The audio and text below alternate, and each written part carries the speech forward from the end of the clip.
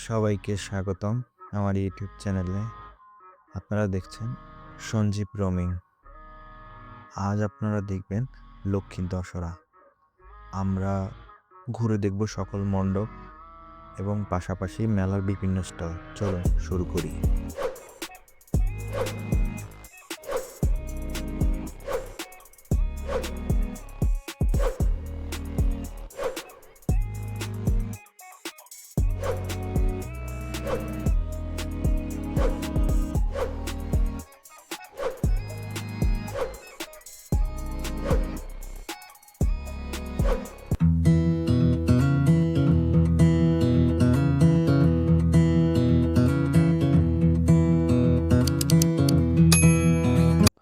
আমরা এখন আছি মেহেরন গ্রামে। এটি মত্তর দক্ষিণ বলা হয়। এটি পড়েছে চাঁদপুর জেলার মতলব উপজেলার নারায়ণপুর ইউনিয়নে একটি ছোট গ্রাম মেহেরন। তবে এই গ্রামটিতে হিন্দু অধ্যুষিত একটি গ্রাম। এখানে চারিদিকেই হিন্দু ফ্যামিলির ঘনবসতি, যারা সকলেই একসাথে মিলে এই গ্রামটিকে তৈরি করেছে এবং তারাই এই পুজোর ব্যবস্থা করে থাকে প্রতি বছর। এবং এটি বাংলাদেশের মধ্যে অন্যতম বৃহত্তম হিন্দু গ্রাম এবং লক্ষ্মীর দশরা সবচেয়ে বৃহৎ বাংলাদেশের মধ্যে। বাংলাদেশের মধ্যে বৃহত্তম হিন্দু গ্রাম হিসাবে এই গ্রামটিকে ইত্যাদি অনুষ্ঠানের মাধ্যমে সম্প্রচার করা হয়েছিল। তো এই মেলাতে বাংলাদেশের সকল প্রান্ত 64 ডিস্ট্রিক্ট থেকে মানুষজন এই অনুষ্ঠানে অংশগ্রহণ করার জন্য চলে আসে এবং এই গ্রামের সকলেরই আত্মীয়স্বজন বাংলাদেশের সকল ডিস্ট্রিক্টই রয়েছে। এছাড়াও বাংলাদেশের বাইরে থেকে বিভিন্ন দেশ থেকে এবং ইন্ডিয়া থেকে মানুষজন এই মেলায় প্রতি বছর অংশগ্রহণের জন্য বাংলাদেশে চলে আসে এবং এই গ্রামটিতে প্রতি বছর তারা এসে প্রায় সপ্তাহখানেকের মতো এই মেলাটি পালন করে। এই মেলাটি লক্ষ্মী পূজার পরপরই শুরু হয়ে যায় এবং এক সপ্তাহব্যাপী এই গ্রামের মানুষ এই মেলাটিকে উদযাপন করে। তবে আমি আজকে যখন এসেছি এই দিনটিতেই তারা এটা বিসর্জন দিয়ে থাকে, তাই এটাকে লক্ষ্মীর দশরা বলা হয়। তো আমরা এখন ঘুরবো চারিদিকে, চলুন। এই গ্রামে কোনো মুসলিম ফ্যামিলির কোনো পরিবারের বাড়ি ঘর কিছুই নেই। এখানে সকল ফ্যামিলি হচ্ছে হিন্দু ফ্যামিলি। আর দেখুন চারিদিকে কত ধরনের পণ্য নিয়ে সবাই এই মেলায় বসেছে, কারণ এই মেলাতে প্রচুর মানুষের সমাগম হয় এবং বিশেষ করে এই মেলা শুরু হয় রাত 12টা থেকে ভোর 5টা পর্যন্ত। তো এখনও মানুষজন কম দেখতে পাচ্ছেন, তবে দেখুন সবাই কিন্তু দোকান সাজিয়ে বসে আছে ক্রেতাদের জন্য। এমনিতে সকল ধরনের বাচ্চারা এবং ইয়াং ছেলে মেয়েরা মেলাতে অলরেডি চলে এসেছে। একটু পরে এখানে পুরো ভিড় লেগে যাবে, রাস্তাঘাট পুরো বন্ধ হয়ে যায় গাড়ি ঘোড়ার চাপের কারণে, কারণ গ্রামটা অনেক ছোট রাস্তা দ্বারা বেষ্টিত। কারণ গ্রামটি রয়েছে একটি নদীর চারিদিকে ঘির দিয়ে। এই গ্রামের চারিদিকেই নদী বহমান এবং তার পাশ দিয়ে রাস্তা করা হয়েছে ছোট করে, যেখানে এই মেলার সময় 2 লেনের গাড়ি যাতায়াত করলে পুরো গ্রামটার মধ্যে জাম লেগে যায়। তো আমরা চলে এসেছি সন্ধ্যা 8টার মধ্যেই। আমাদের টার্গেট হচ্ছে আমরা রাত 12টার মধ্যে বের হয়ে যাবো। আমরা আপনাদেরকে ভোরের অনুষ্ঠানটি দেখাতে পারবো না, তখন সবাই সব মণ্ডপের লক্ষ্মীমার বিগ্রহগুলো নিয়ে বের হয় এবং তারা বাজনা বাজিয়ে কম্পিটিশান করে। তো তাদেরকে একটা পুরস্কার দেওয়া হয় যে সবচেয়ে ভালো বাজনা বাজাতে এবং যাদেরকে সবাই ভোট প্রদান করে তারাই বিজয়ী হয়। এই গ্রামটিতে আসার 2টি পথ, এক নদীপথ আর এক হচ্ছে স্থলপথ। আপনারা স্থলপথে অটো এবং সিএনজি পেয়ে যাবেন নারায়ণপুর বাজার থেকে, আর চাইলে গাড়ি রিজার্ভ করেও আসতে পারেন। তবে নদীপথের ট্রলারে কোন দিক থেকে উঠতে হয় সেটা আমার জানা নেই, আপনারা নারায়ণপুর বাজারে এসে জিজ্ঞেস করে নিতে পারেন। আর এই গ্রামটি হচ্ছে শেষ রাস্তা, এরপরে আর যাওয়ার মতো কোনো রাস্তা নেই। এখানে এসেই অটো সিএনজিগুলো থেমে যায় এবং এখান থেকেই আপনারা চাইলে আবার অটো সিএনজি পেয়ে যাবেন যাওয়ার জন্য। তবে মেলা বলে এখন অ্যাভেলেবল গাড়ি পাওয়া যাচ্ছে, অন্যান্য সময় এত বেশি গাড়ি পাওয়া যায় না। তবে রাত 10টা পর্যন্ত সব সময় অ্যাভেলেবল এখানে অটো সিএনজি পাওয়া যায়। অটোই এই গ্রামে বেশি আসে। সিএনজিগুলো উৎসব হলে কোনো অনুষ্ঠান থাকলে বেশি অ্যাভেলেবল থাকে। আমরা গ্রামের ভিতরে গেলে একটি গিরিধারী মন্দির দেখতে পাবো, যা গরীয় মঠ দ্বারা স্থাপিত হয়েছে। আমরা এখন মেলার অনেকটা সামনেই চলে এসেছি। এখানে একটি ইস্কন মন্দির নির্মাণাধীন অবস্থায় রয়েছে এবং পুরাতন একটি ইস্কন মন্দির রয়েছে। তো দেখুন চারপাশে ধর্মীয় বিভিন্ন দেবদেবর ছবি এবং পূজার বিভিন্ন বাসন বিক্রি হচ্ছে। আপনার সামনে ইস্কন মন্দিরটি দেখতে পাবো এবং মেলাটি চারিদিকে একটি পুকুর রয়েছে, তো আপনারা দেখতে পাবেন সামনেই। এই হচ্ছে ইস্কন মন্দির, যার কথা আমরা বলেছিলাম। তো মন্দির প্রাঙ্গণে কীর্তন চলছে এবং ভক্তদের আগমনের কারণে এখানে প্রসাদ বিতরণ হচ্ছে। আর এখানেই সেই পুকুর পাড়। লক্ষ্মীর দশরা উপলক্ষে ভক্তরা মন্দির প্রাঙ্গণে প্রসাদ গ্রহণ করছে এবং পুকুর পাড়ে তারা প্রদীপ প্রজ্বলন করে জলে ভাসিয়ে দিচ্ছে গঙ্গা মা আহ্বানের মাধ্যমে। এই সেই পুকুর, দেখুন চারিদিকে মেলার লাইটিং দেখা যাচ্ছে সকল দোকানের। আর পুকুরটি রাতের বেলা বলে সম্পূর্ণ আপনাদের দেখা পাচ্ছে না। পুকুরের এক প্রান্তে রয়েছে শ্মশানের মন্দির। আজ আমি এসেছি আমাদের শ্রদ্ধেয় বড় ভাই অতুলদার সাথে। অতুলদাই আমাকে এখানে আসার জন্য আগ্রহী বেশি করেছে, কারণ উনিও এখানে কখনো আসেনি। শুনেছে, আমিও শুনেছি, কিন্তু কখনো আসেনি। তো আমাদের যাতায়াত ভাড়া পড়েছে জনপ্রতি 50 টাকা। এটা মেলা উপলক্ষে একটু বেশি, অন্যান্য সময় আপনারা 30 টাকা করেই নারায়ণপুর বাজার থেকে চলে আসতে পারবেন। এখন আমরা গ্রামের মধ্যে প্রবেশ করছি। অতুলদা আমার সামনেই হাঁটছে। আপনারা ভিডিওর বিভিন্ন জায়গায় অতুলদাকে সামনে দেখতে পারবেন। তাহলে দেখুন, আমি একে একে সব মণ্ডপগুলো পরিদর্শন করছি এবং আপনাদেরও দেখাচ্ছি। দেখুন কি সুন্দর লক্ষ্মী নারায়ণের বিগ্রহ। যদিও লক্ষ্মীর দশরা বলা হয়, তবে এখানে সকলেই লক্ষ্মী এবং নারায়ণের বিগ্রহ তৈরি করে থাকেন পুজো উপলক্ষে।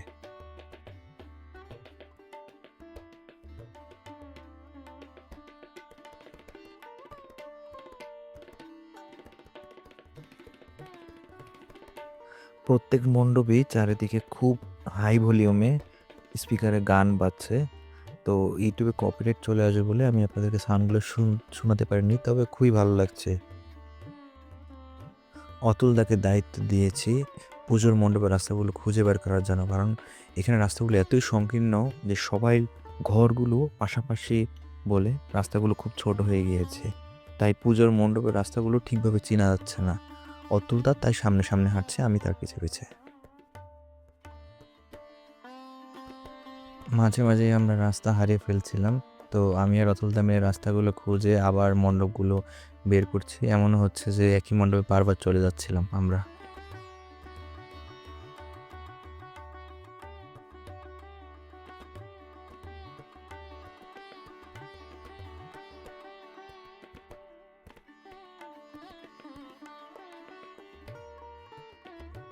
এই অনুষ্ঠানে দেশের বিভিন্ন প্রান্ত থেকে অনেক বিখ্যাত ঢোল বাদকদেরকে নিয়ে আসে।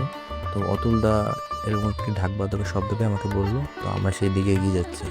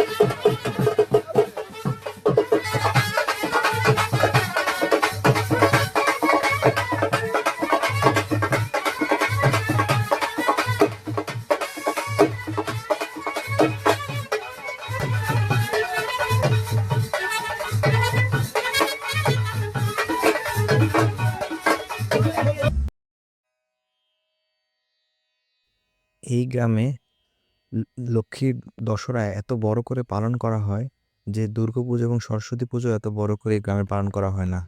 এই গ্রামের মানুষজন এই লক্ষ্মীর দশরার জন্য সারা বছর অপেক্ষা করে থাকে এবং এই পুজোতে তারা সকল ধরনের খরচপাতি তারা করে থাকে। তাদের সকল জমানো টাকা সারা বছরের এই পুজোতে এসে তারা খরচ করে। তাই এই পুজোটা বাংলাদেশের মধ্যে অনেক বিখ্যাত এই মেহেরন গ্রামে।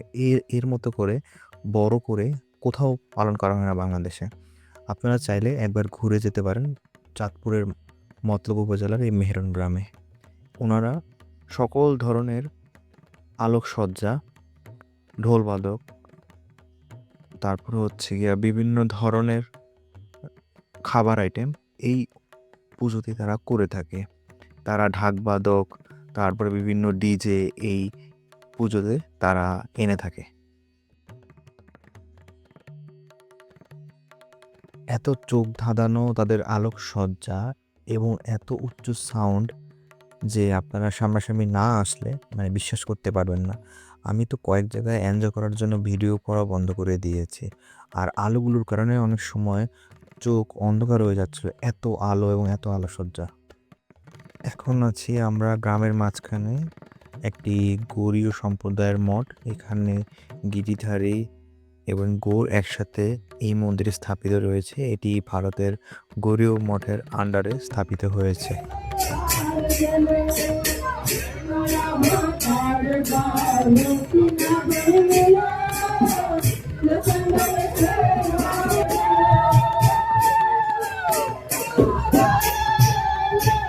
মন্দিরটির নাম হচ্ছে শ্রী শ্রী গুরু গৌরাঙ্গ গান্ধারেখা গিরিধারী জিওর মন্দির। এই মন্দিরের পাশে নদী বহমান, তাই ভক্তরা এই নদীতে গঙ্গাকে আহ্বান করে প্রদীপ প্রজ্বলন করছে। মন্দিরের একজন প্রাচীন মহারাজ রয়েছেন, যিনি এই মন্দির প্রতিষ্ঠার স্থানের সময়ে গুরুদেব দ্বারা দীক্ষিত। তো উনি সর্বদাই মন্দিরে থাকেন, উনি গৃহে যান না। তো ওনাকে এখন মন্দিরে দেখা যাচ্ছে না, তবে ওনার দেখা পাওয়াও অনেক সৌভাগ্যের বিষয়। এখানে সবাই সবার সাধ্যমতো পুজো করছে। কেউ ঘরে করছে, আবার কেউ ঘরেও করছে এবং বাইরেও সবাই মিলে করছে। অনেকে 2টা ফ্যামিলি মিলে পুজো করছে, আবার অনেকে 10টা ফ্যামিলি মিলে করছে।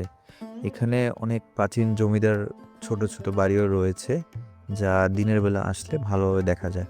তো আমরা পুজোগুলো ঘুরে দেখছি, আপনারাও দেখুন। এখন আর কিছুই বলছি না।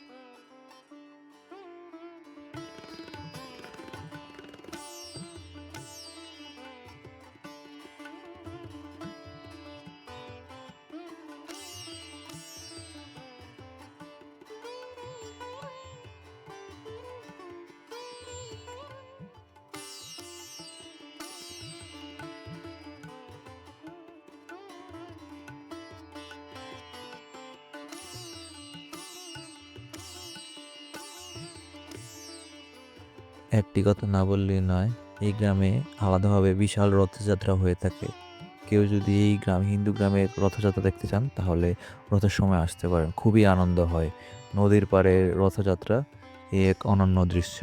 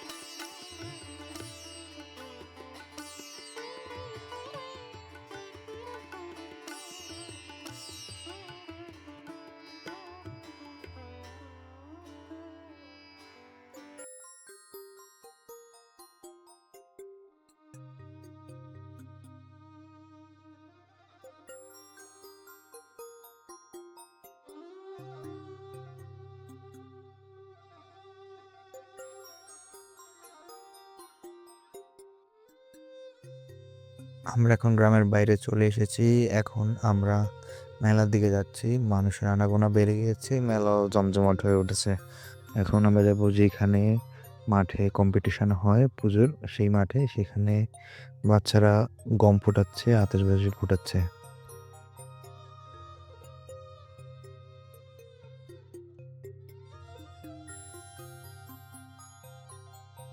এখানে ছোলা ও চানাচুর একটি মুখরোচক খাবার বানানো হচ্ছে। আমরাও দেখে লোভ সামলাতে পারলাম না, তাই অতুলদা বলল চলো আমরা দুজনে খাই। তো আমরা খাওয়ার জন্য দোকানের কাছে চলে আসলাম। মানুষজন দেখুন কেমন ভিড় করছে তার দোকানের চারপাশে। আমরা অর্ডার দিতে গেলে আমাদেরকে বলে যে সিরিয়ালে থাকতে হবে, তো আমরা সিরিয়ালে দাঁড়িয়ে রইলাম।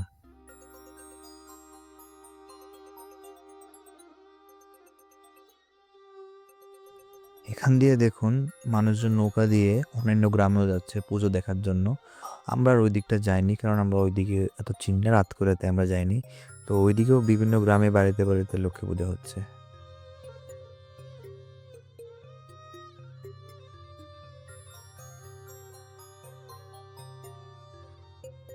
আমরা এখন চলে এসেছি সেই মাঠে যেখানে পুজোর কম্পিটিশন হয়।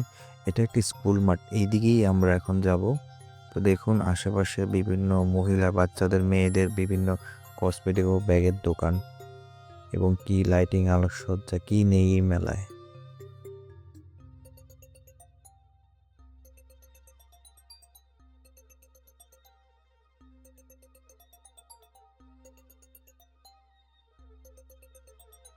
এখানে দেখুন মানুষজন তাদের হাতে ট্যাটু করাচ্ছে এবং যে যার পছন্দ মতো ট্যাটু করিয়ে নিচ্ছে।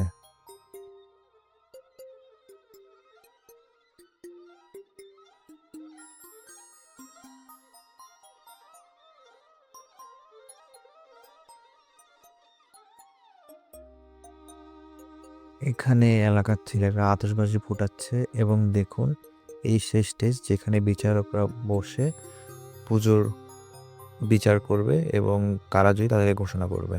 এখন দেখুন আতশবাজি ফুটাচ্ছে ছেলেরা।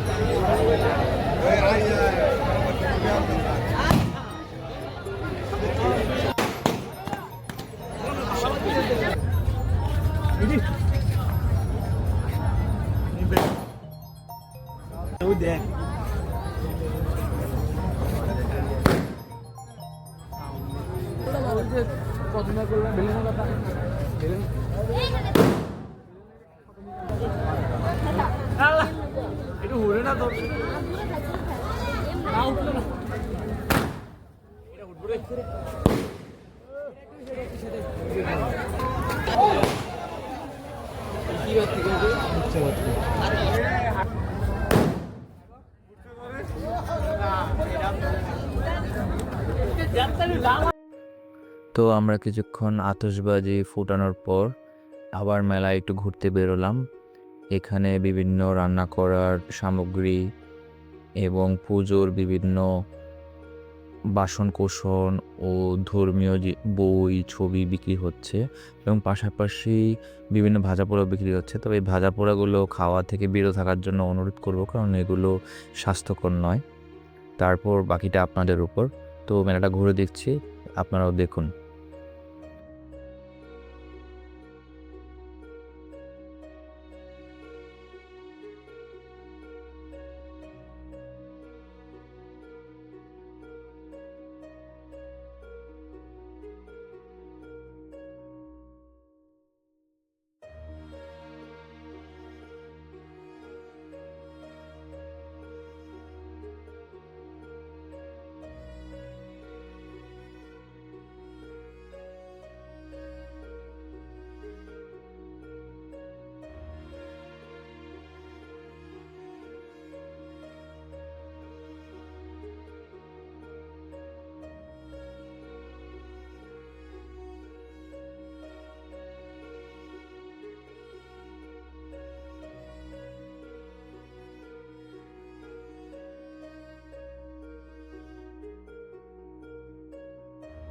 দেখতে দেখতে আমরা ভিডিওর শেষ পর্যায়ে চলে এসেছি।